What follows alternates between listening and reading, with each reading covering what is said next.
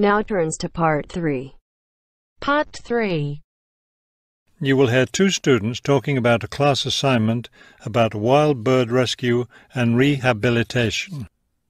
First, you have some time to look at questions 21 to 25.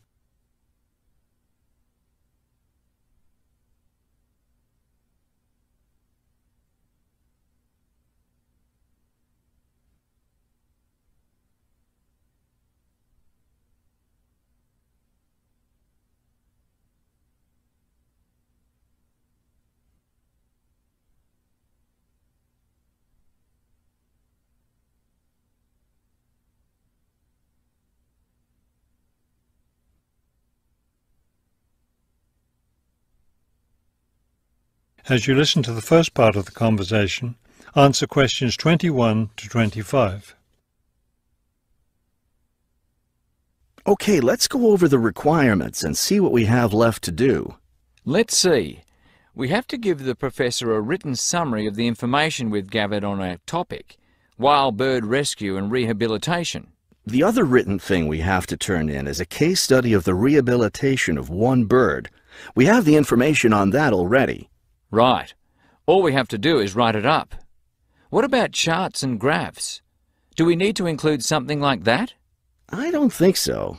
They aren't really relevant, but we do have to turn in a list of the resources we used. Naturally. What about videos? I heard some of the other students were doing that. Well, I guess that must be optional, because I don't see it on the requirements list. Okay, we should start planning our class presentation, since that counts for half the grade. We've looked at lots of sources of information, but I think our best source was the interviews we did with the wildlife rehabilitators. Agreed. That and the journal articles. I think we have enough information from those two sources for the presentation anyhow. The books we looked at weren't all that helpful. I wonder if we should try to bring in some live birds for the presentation. That would be too difficult, don't you think? But we have lots of photos of rehabilitated birds. We can show those.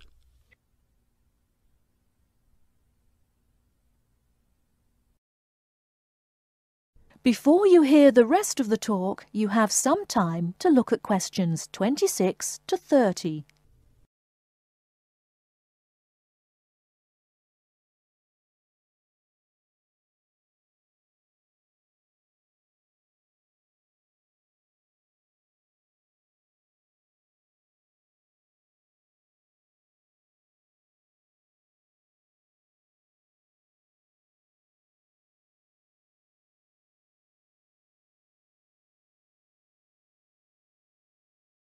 Now listen and answer questions 26 to 30. Now listen and answer questions 26 to 30. Right. Okay, I think we should start by talking about how to rescue a bird. Probably first we should help people understand which birds need rescuing. Yeah, that's really important. Because a lot of times people see a baby bird that's all alone, or they find a bird sitting on the ground and they think it needs to be rescued. And usually, those are just baby birds learning to fly. So we should emphasize that people should only attempt to rescue a bird that's clearly injured. For certain kinds of birds, the rescuer needs to wear protective gloves, because some of those birds have sharp claws and can tear your shirt, or worse, injure your face or some other part of your body. Yes, that's an important point. Okay, next, let's tell people to put the injured bird in a box with good air circulation. We should let them know that a cage isn't necessary, and a bag, especially a plastic one, could hurt the bird more. Another thing we need to say is that the best way to help the bird stay calm is not by petting it or talking to it, but by leaving it completely alone. Then people should take the bird to the bird rescue center as soon as possible. Right. And we should also point out that when they're driving the bird to the rescue center, it's better not to play music on the radio or talk loudly, because those things just stress the bird. Yes, it's better just to speak quietly while you have the bird in the car. Okay, we've got that part covered. Next we should talk about what happens at the rescue center.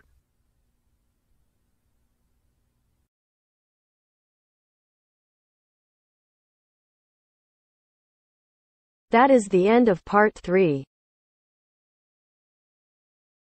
You now have half a minute to check your answers.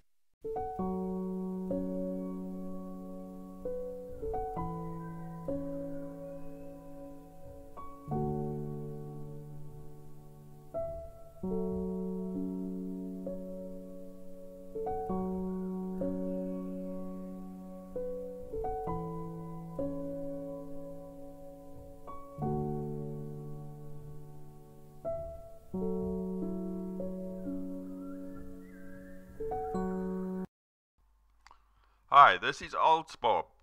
I would very much appreciate it if you could like, subscribe and share this video, as this will enable me to help more IELTS students reach their IELTS goals. Very much appreciated. Thank you.